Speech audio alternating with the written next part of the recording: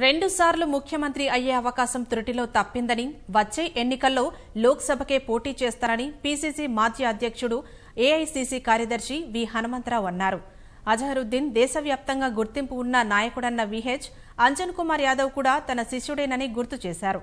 నేతలు విభేదాలు వీడి ఐక్యంగా పోరాడితే వచ్చే ఎన్నికల్లో కాంగ్రెస్కు అధికారం ఖాయమని ధీమా వ్యక్తం చేశారు. సికింద్రాబాద్ లోక్సభ అభ్యర్థి పంచాయతీలో తన పాత్రేమీ లేదని తేల్చి చెబుతున్న విహెచ్తో ఈటీవీ ముఖాముఖి ఇప్పుడు చూద్దాం. హైదరాబాద్ నగర కాంగ్రెస్లో అప్పుడే రాజకీయ వేడి పుంజుకుంది. ఇప్పటికే 2 నియోజకవర్గాలకు సంబంధించినటువంటి సమీక్ష సమావేశాలు కూడా పూర్తి అయ్యాయి. అయితే హైదరాబాద్ నగరంతో పాటు తెలంగాణలో రాష్ట్ర కాంగ్రెస్ పరిస్థితి ఏ రకంగా ఉందో తెలుసుకునేందుకు మనతో పాటు మాజీ పీసీసీ అధ్యక్షుడు, అదేవిధంగా మాజీ ఎంపీ హనుమంతరావు మనతో ఉన్నారు. హనుమంతరావు గారు, మొత్తంగా కాంగ్రెస్ పార్టీ యొక్క ప్రస్తుత పరిస్థితి ఎట్లా ఉంది? అధికారంలోకి వచ్చేటువంటి అవకాశం ఏమన్నా కనిపిస్తుందంటారా? చూడండి, అధికారంలో రావడానికి ముందే కాంపిటీషన్ ఎంత పెరిగిందో చెప్పండి. ఇప్పుడు కేసీఆర్ ఏమంటున్నాడు, కాంగ్రెస్ అయిపోయింది, బీజేపీ మేమే వస్తామంటున్నాడు. మీరు చూసారు కదా కాంపిటీషన్ ఎట్లా పెరిగింది. ఎక్కడనైతే కాంగ్రెస్ గెలుస్తుందని ప్రజల్లో నమ్మిక ఏర్పడినప్పుడే కాంపిటీషన్ పెరుగుతుంది. దట్ ఈస్ కాల్డ్ ఏది, అరే నేను ఎందుకు కాంగ్రెస్లో రావద్దు, కాంగ్రెస్కి వచ్చి సేవ చేయొచ్చు, కాంగ్రెస్ బలపడాలి. టీఆర్ఎస్ ప్రభుత్వంతో విసిరి వేసారిన వాళ్ళందరూ కూడా ఇవాళ కాంగ్రెస్ వైపే చూస్తున్నారు. కాబట్టి ఈ హడావుడి చూడు, నిన్న భువనగిరిలో హడావుడి, ఇక్కడ హైదరాబాద్లో హడావుడి, రేపు అక్కడ పోతే వరంగల్. ఎందుకంటే పార్టీలో బలోపేతం, ప్రజలలో మార్పు కనిపించిన పార్టీలలో కూడా కాంపిటీషన్ పెరుగుతుంది. ఇదే కాంపిటీషన్. అక్కడేమంటున్నారు, అయిపోయింది, కాంగ్రెస్ చచ్చిపోయింది, కాంగ్రెస్కు అడ్రస్ ఉన్నదు, కాంగ్రెస్ బోరియా విస్తర్ తీసుకోవాలంటున్నారు. వాళ్ళకే చెప్తున్నా మా దగ్గర ఎంత కాంపిటీషన్ ఉంటుందో దీన్ని బట్టి. నిన్నటి పంచాయతీ వెనక విహెచ్ఏ ఉన్నాడని అంటున్నారు. అజహరుద్దీన్ సికింద్రాబాద్ నుంచి పోటీ చేయమని చెప్పింది మీరేనా? చూడండి, అజహరుద్దీన్ పోటీ చేయాలని కానీ అంజన్ వ్యతిరేకంగా నిలబెట్టాలన్న నాకు ఆలోచన లేదు. ఈ పార్లమెంట్ టికెట్లు ఎవరు డిసైడ్ చేస్తారు? రాహుల్ గాంధీ హైకమాండ్ డిసైడ్ చేస్తుంది. గతంలో అజహరుద్దీన్ ఉత్తరప్రదేశ్లో నిలబడ్డాడు, గెలిచాడు. మరి ఈసారి వాళ్ళు ఎక్కడ చేస్తుంటారు? ఎందుకంటే ఇది ఆల్ ఇండియా ఫిగర్, ఎక్కడమో నిలబెడతారు అనేది హైకమాండ్ చేతిలో ఉంది. కానీ మా వరకు సికింద్రాబాద్కు ఎవరికి టికెట్ ఇచ్చినా, హైకమాండ్ ఎవరికి ఇచ్చినా, అజహరుద్దీన్కి ఇచ్చినా, అంజన్కి ఇచ్చినా, ఇంకోళ్ళకి ఇచ్చినా, ఎవరికి ఇచ్చినా హైకమాండ్ నిర్ణయాన్ని మేము తప్పనిసరిగా. అంజన్కు మీకు ఎందుకు విభేదాలు ఉన్నాయి? కొత్త చెట్టు కాదు, నేను ఆయన ఓల్డ్ సిటీలు ఉంటే తీసుకొచ్చి లీడర్ చేసిన. అయితే వివి రాజు గారు ఒక సామెత చెప్పారు, ఆయన చాలా ఎక్స్పీరియన్స్ పర్సన్. ఒక వ్యక్తి పలానా కృష్ణారెడ్డి రాజు గారు నిన్ను తిడుతున్నారంటే వివి రాజు గారు అన్నారు, కృష్ణారెడ్డి కేంద్ర నేను ఎప్పుడు ఆయనకి సాయం చేయలేదు కదా అంటే, సాయం చేయలేదంటే అట్లా అంటున్నాం సార్. అవుట్రా, సాయం చేసినోడే, సాయం తీసుకున్నోడే తిడతాడు అన్నాడు. కనుక కొంత ఉంటుంది. ఎందుకంటే పెరుగుతున్నప్పుడు, పదవి వచ్చినప్పుడు, పదవి వ్యామోహులు ఉన్నప్పుడు మనం పాత హిస్టరీ మర్చిపోతాం. వచ్చే ఎన్నికల్లో విహెచ్ ఎక్కడి నుంచి పోటీ చేస్తున్నాడు? చూడండి, నేను పార్లమెంట్ పోటీ చేయాలని అనుకుంటున్నా. హైకమాండ్కి నా పార్లమెంట్ టికెట్ ఇస్తే ఏ నియోజకవర్గం? నేను ఇప్పుడే ఎక్కడ అనేది నేను చెప్పను. కానీ నాకు మొదటి ఫస్ట్ కర్తవ్యం ఏంది తెలుసా? రాష్ట్రంలో అంటే సికింద్రాబాద్లో మీరు కూడా పోటీలో బరిలో ఉన్నట్టేనా? ఇక చూడండి, ఇప్పటికే అజహరుద్దీన్ రాకముందు ఆయన ఎట్లు వస్తాడు, ఇది నా జాగీర్ అన్నాక నేను అలాంటి తప్పుడు ఆలోచన లేదు. హైకమాండ్ ఎవరికి ఇస్తే. అయితే నా వరకు ఏంటంటే రాష్ట్రంలో నాకు ఒకటే ఎనిమి ఎవరు? TRS party. టీఆర్ఎస్ పార్టీ అబద్ధాలు చెప్పి ప్రజలలో తీసుకొచ్చి ఇచ్చిన తెలంగాణ, తెచ్చిన సాక్రిఫైజ్ను మర్చిపోయి ప్రజలు మేము సరి అయిన పబ్లిసిటీ చేసుకోక, మా దగ్గర సరి అయిన సమయంలో కమ్యూనికేషన్ గ్యాప్ కావడం వల్ల మేము దెబ్బతిన్నాం. ఈసారి నా ఒకటే ఏం, కేసీఆర్ను దించాలి, మళ్ళీ కాంగ్రెస్ జెండా రెపరెపలు ఆడాలి, రాహుల్ గాంధీ దేశానికి ప్రధానమంత్రి. ఇది నా ఫస్ట్ ప్రియారిటీ. కానీ ప్రస్తుతం బలంగా కనిపిస్తున్నారు కేసీఆర్ ప్రభుత్వము. అలాంటి ప్రభుత్వాన్ని ఢీకొనే శక్తి కాంగ్రెస్ పార్టీకి ప్రస్తుతం కనిపిస్తుందా? చూడండి, ఏం బలం లేదండి. ప్రెస్ బలము, పబ్లిసిటీ బలం ఉన్నది తప్పితే ఆయనకు సొంత బలం లేదు. నిజంగా బలం ఉన్నోడు ఎందుకు సెక్రటరీ? కాంగ్రెస్ పార్టీలో ఐక్యత లేకపోవడమే ఆయన బలంగా. మీ పార్టీ నాయకులు మేము తప్పనిసరిగా ఎన్నికల దగ్గరికి వస్తే మాకు లీడర్ అనేటోడు వెరీ స్ట్రాంగ్. రాహుల్ గాంధీ. ఆయన ఒకనాడు కూర్చోయా నథింగ్ డూయింగ్ అందరు కలిసి అంటే మేము అందరం కలిసి పనిచేస్తాం. కానీ ముఖ్యమంత్రులు ఎక్కువగా ఉన్నట్టున్నారుగా కాంగ్రెస్ పార్టీలు. ముఖ్యమంత్రులు అంటే నేను మొదటి నుంచే చెప్తున్నా, మళ్ళోసారి కూడా చెప్తా, ముఖ్యమంత్రులను పక్కకు పెడదాం రా బాబు. మొదలు కాంగ్రెస్ని గెలిపిద్దాం, అయినాక హైకమాండ్ నిర్ణయం చేస్తుందంటే ఎవరికి వాడు. నేను ముఖ్యమంత్రి ఇప్పుడు నేనున్నా, నాకు ఒకసారి 1990లో ఇప్పుడు చాలామంది చెప్తారు నాకు అదృష్టం కలిసి రాలే. రాజీవ్ గాంధీ హనుమంతుడు చేయమని పంపించిండు, 1 లైన్ రిజల్ట్ రాసేది అయిపోదు. ఆనాడు నా దగ్గర డబ్బులు లేవు, కానీ ఆనాడు ఉన్నటువంటి డబ్బు గల్లలో వాళ్ళు కొనుగోలు చేసేసి 1 లైన్ రెజల్యూషన్ కాకుండా ఇక్కడనే నిర్ణయం జరగదని నాకు అన్యాయం. అంటే వచ్చే ఎన్నికలకు హనుమంతరావు ముఖ్యమంత్రి అభ్యర్థిగా రేసులు లేరా? నాకు ఫస్ట్ ప్రియారిటీ కాంగ్రెస్ గెలవాలి, కేసీఆర్ దిగాలి, అది నా ఫస్ట్ ప్రియారిటీ. సెకండ్ ప్రియారిటీ నేను ఇప్పుడు ఆలోచన చేయాలి, ఎందుకంటే నేను అందరికీ చెప్తున్నా ఏమని. మీరు పార్లమెంట్కి పోటీ చేస్తా అంటున్నారు, ఒకవేళ ముఖ్యమంత్రి అయ్యేటువంటి అవకాశం వస్తే? చూడండి, 2 సార్లు చేతికి వచ్చిపోయింది. నేను అనేది నేను ఫుట్బాల్ ప్లేయర్, ఎవరైనా కొట్టాలి గోల్. అది కేసీఆర్ గోల్ కొట్టాలంటే ఎవరైనా ముఖ్యమంత్రి అయితే చాలు నాకు, కానీ కాంగ్రెస్ గెలవాలనేదే నా ఫస్ట్ ప్రియారిటీ. అది పాయింట్. ప్రచార కమిటీ అధ్యక్ష పదవి కూడా మీరు ఆశిస్తున్నట్లుగా తెలుస్తోంది. వచ్చేటువంటి ఎన్నికల్లో మీరు ఎలాంటి ప్రచారాన్ని వ్యూహాన్ని ఖరారు చేసుకున్నారు? చూడండి, నేను తిరగడం మొదలుపెట్టినాక ఎక్కువ లేదు, 2 వీక్స్ తర్వాత ఇదే ఈటీవీ వాళ్ళు ఏం రాస్తారో చూస్తా, ఏం చూపిస్తారో చూపిస్తా. నాకు దేవుడిచ్చిన ఒక శక్తి, ఇందిరమ్మ పార్టీలో చేరినప్పటి నుంచి భగవంతుడు ఒక వాయిస్ ఇచ్చిండు. అదేవిధంగా రాజీవ్ గాంధీ దయ వల్ల నేను పిసిసి అధ్యక్షుడు దానికి వచ్చిన. నా ఉద్దేశం లేదంటే ఈ పార్టీని ఎట్లనన్నా, మధ్యప్రదేశ్కి ఇన్ఛార్జి కూడా పనిచేసినట్టున్నారు.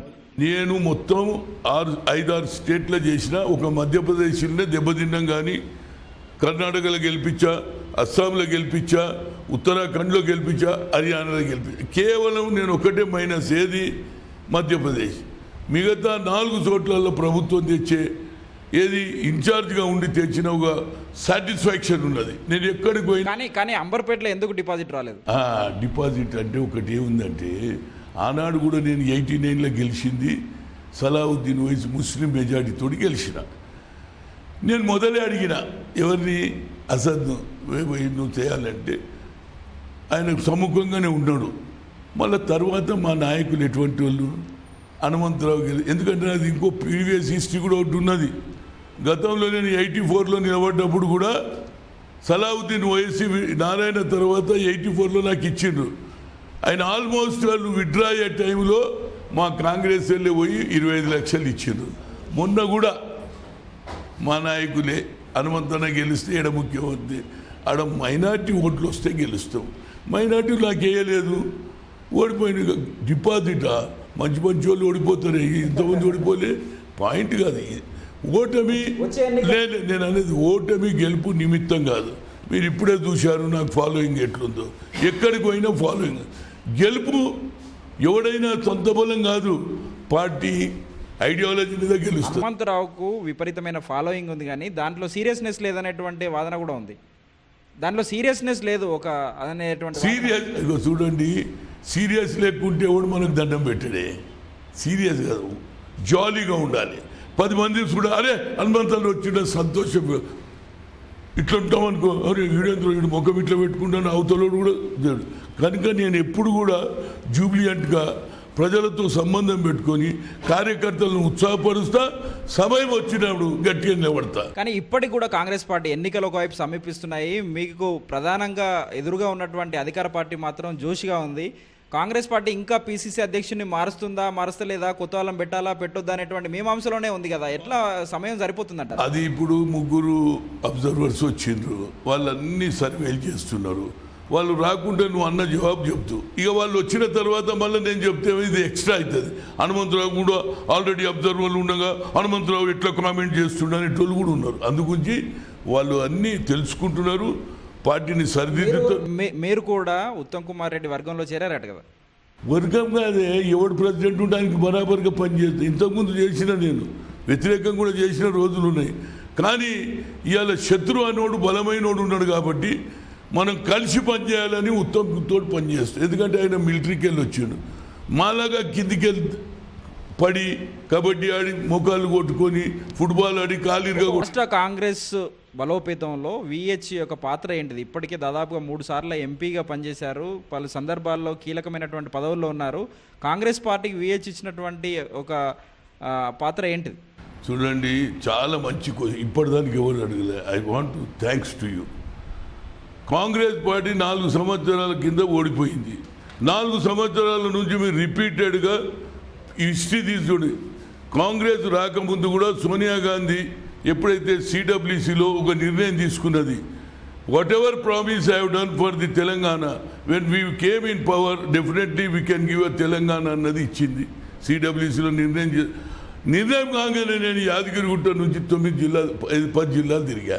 ఆనాడు జానారెడ్డి ఉండే, ఉత్తమ్ కుమార్ రెడ్డి ఉండే, ఎవరు కోమటిరెడ్డి, వెంకటరెడ్డి, అందరం కలిసి తిరిగా. అయితే ఆ తర్వాత రైతులకు సంఖ్యలు వేస్తే నేనే పోతా, ఎక్కడైతే హరిజనులకు 3rd డిగ్రీ వేస్తే నేను పోతా. అన్యాయం జరుగుతా. ఆఖరుకు బైసన్ పోలో గ్రౌండ్ అంటే హనుమంతరావు ఉంటాడు, ఎట్లా కడతారు, ఆ పిల్లల భవిష్యత్తు ఎట్లా జరగదు. ఆఖరి క్రికెట్లో అన్యాయం జరిగితే కూడా మా పిల్లలకు అన్యాయం జరుగుతుంది, ఇది దోచుకోవడం కాదు. విశాఖ ఇండస్ట్రీ నాయకుని కూడా నేను ఎక్స్పోజ్ చేసిన. ఆటగాళ్లకు న్యాయం జరగాలంటే హనుమంతరావు ఒక దగ్గర కూర్చోడండి. హనుమంతరావు ఎక్కడ అన్యాయం జరిగితే అక్కడ అవుతాడు. ఇందు గలడు అందు లేడు, ఎందెందు వెతికి చూచినా హనుమంతుడు గలడనే కాన్సెప్ట్ నాది. భగవంతుడు ఒక ఆరోగ్యం ఇచ్చిండు, పనిచేస్తా, పార్టీని బలోపేతం చేస్తా. మీరు చేసిన కార్యక్రమాలన్నీ కూడా మీరు చెప్తా ఉన్నారు, కానీ ఈ 4 ఏళ్ల పాటు కనీసం కార్యక్రమాల్లో హాజరు కాకుండా ఉన్న వాళ్ళు కూడా ఈరోజు ముఖ్యమంత్రి అవుతామని కానీ, మంత్రి అవుతామని కానీ, ఎమ్మెల్యే టికెట్లు కానీ, ఎంపీ టికెట్లు కానీ ఆశిస్తున్నారు. వాళ్ళ విషయంలో పార్టీకి ఎందుకు సానుకూలంగా ఉంది? ఇంకా సానుకూలం కాదండి. కొన్ని పక్షులు ఇప్పుడు చూడు, మీరు సైబర్ బర్డ్స్ అన్నీ వస్తుంటాయి, ఏది సీజన్లో వస్తుంటాయి, అవి వస్తుంటాయి. మనం దాన్ని ఎట్లా కాదంటాం, that is called season birds. వస్తాయి, మళ్ళీ అవసరాల్లో వాడుకుంటారు, వెళ్ళిపోతారు. మేము అట్లా కాదు, లైఫ్ లాంగ్ సచ్చేద్దాం కనుక ఆఖరికి ట్రై కలర్ తోటే పోతాం. అంటే మాకు పార్టీ మీద, నాయకుల మీద అభిమానం. ఈ పార్టీ దేశానికి సేవ చేసింది, స్వాతంత్రం తెచ్చిందనే ఒక చిన్నప్పటి నుంచి ఉన్న ఒక అవగాహనతోటి పార్టీ మేము మారాం. ఎవడు చచ్చినా ఎవడు బతికినా ఈ పార్టీలో. సుదీర్ఘ రాజకీయ అనుభవం ఉన్నటువంటి వి హనుమంతరావు గారికి రాష్ట్రంలో ముఖ్యమంత్రి అభ్యర్థిని ఎంపిక చేసే బాధ్యత అప్పగిస్తే ఎవరి వైపు మొగ్గు చూపుతారు? చూడండి, ఇవన్నీ క్వశ్చన్ బాగుంది కానీ అన్నేచురల్గా నేను మాట్లాడా. సమయం వస్తే మాట్లాడ. అసలు అధికారంలోకి వచ్చేదన్నటువంటి 100%. మళ్ళీ మీరు అధికారం వచ్చినా కాబట్టే ఈ కాంపిటీషన్ చూసినాను. గాంధీ వాళ్ళు ఇప్పుడు ఎంత జనం అండి, రంగారెడ్డి జిల్లాకి వెళ్ళి ఇంతకాడికి వెళ్తే అందరూ ఎందుకు వస్తున్నారు? మళ్ళా కాంగ్రెస్ తేవాలని. ఇంకా ఎందుకు మెతక వైఖరి అవలంబిస్తుంది? ఇప్పటి వరకు కూడా కనీసం కమిటీలను వేసేటువంటి ప్రయత్నం ఇంకా చేయట్లేదు. చూడండి, పాయింట్ ఏంటంటే మాది కొద్దిగా లేట్ బ్యాటరీ స్టార్ట్ అవుతుంది. స్టార్ట్ అయింది అనుకో ఇక స్పీడు. కొన్ని ఏమో మొదలే స్టార్ట్ అవుతుంది, కొన్ని గుర్రాలు ఎట్లుంటాయి మొదలు స్పీడ్ గురుకుతుంది, మన లాస్ట్ వచ్చే గుర్రం ఎట్లా వస్తుంది చూడు రేసులా అని ముందుకు పోతుంది. అట్లా మాది వస్తుంది తప్పక. అక్కడ అనేక సంక్షేమ కార్యక్రమాలను ప్రభుత్వం చూపిస్తుంది, తిరిగి ఎన్నుకోవాలని ప్రజలకు విజ్ఞప్తి చేస్తుంది. మీరు ఏం చూపించి కాంగ్రెస్ పార్టీని ఎన్నుకోవాలని అడుగుతారు? This is a very good question. Point ఏంటంటే ఎన్నికల్లో ఏదైతే మేనిఫెస్టోలో పెట్టినటువంటి ప్రజలకు అబద్ధాలు చెప్పి పవర్లోకి వచ్చినటువంటి పార్టీ ఇప్పటి వరకు అవి ఏవి కూడా ఏది డెవలప్ చేయలే. ఇచ్చిన వాగ్దానాలు మాట వరుసకి ఇంటికో ఉద్యోగం అన్నాడు. మా నాన్నమ్మ కూడా కాంగ్రెస్కి వేసేది, ఆమెకి వేసింది. ఫీజు రియంబర్స్మెంట్ అన్నాడు, ఇప్పటిదాకా చేయడు. అదేవిధంగా 2 బెడ్రూమ్ అన్నాడు, 7 మోడల్గా 4 కట్టిస్తే నడవదు. అదేవిధంగా 3 ఎకరాల భూమి అన్నాడు. ఆఖరికి ఏమన్నాడు తెలుసా, నేను కాపలా కుక్క, ఏ దినం కాంగ్రెస్ ఏదైతే తెలంగాణ ఇస్తుందో సోనియా గాంధీ కాళ్ళు అన్నాడు, ఒక హరిజన్ను ముఖ్యమంత్రి అన్నాడు. ఇప్పుడు ఏమంటున్నాడు, హరిజనులకు ఎక్స్పీరియన్స్ లేదండి. అరే బాబాసాహెబ్, ఆ విషయాలను ప్రజల్లోకి తీసుకువెళ్ళటంలో కాంగ్రెస్ పార్టీ విఫలమైంది కదా. విఫలం చూడండి, మీరు విఫలం అంటున్నారు. సమయం మీద అన్ని బండ్లు ఉరుకుతాయి. ఎందుకంటే ఆయన కొత్త ఆలోచన. ఏది మేము చార్మినార్ అనగానే చెప్పల్ బజార్ అంటాడు, చెప్పల్ బజార్ అనగా మాట మార్చకంలో ఎక్స్పర్ట్. ఇప్పుడు కొత్త దుకాణం, ఎన్నికలు వచ్చేస్తున్నాయి, రెడీగా ఉండుండ్రి అంటే ఎవడని వెళ్ళిపోకుండా పక్కకు నుండి జారిపోతాడు. అరే ఎన్నికలు ఉంటాను అమ్మ ఎన్నికలు వస్తున్నాయంటే ఇక పోనీ సార్ అనేద్దు. ఇట్లా టెక్నికల్ ఫెలో ఉన్నాడు. నాకు తెలుసు ఏది చెయ్యడు, అబద్ధాలు చెప్పుకోంలో నంబర్ 1.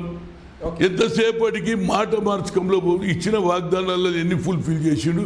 ఇవే మాకు ఆయుధం, దీంతో ఫైట్ చేస్తాం. మేము ఎందుకు చెప్తున్నామంటే ఈ వాగ్దానాలు అవలంబించలేడు, వాగ్దానాలు ఇంప్లిమెంట్ చేయడానికి మీరు ఎట్లా ఓటేస్తారు? కష్టపడి మేము తెలంగాణ తెచ్చినాం, పార్లమెంట్లో కొట్లాడినాం. సోనియా గాంధీ ఇచ్చిన మాట నిలబెట్టుకున్నది కనుక గతంలో తప్పు చేసిండ్రు, ఈసారి తప్పు చేయకూడదు, మా పార్టీకి అవకాశం ఇవ్వండి. ఈనాడు బైఫర్కేషన్లో ఉన్నటువంటి ఏవైతే ఉన్నాయో అవి కూడా ఇంప్లిమెంట్ కాలేదు, దాని గురించి మనం ఫైట్ చేస్తాం. ఓకే, తాత్కాలిక సమస్యలన్నీ కూడా పరిష్కారమై త్వరలోనే ఐక్యంగా కాంగ్రెస్ పార్టీ ప్రజల్లోకి వెళ్తుందని, వచ్చే ఎన్నికల్లో అధికారాన్ని ఖచ్చితంగా సాధించి తీరుతుందని విహెచ్ అభిప్రాయపడుతున్నారు. కెమెరామెన్ శ్రీనివాస్తో రఘుపతి, ఈటీవీ న్యూస్, హైదరాబాద్.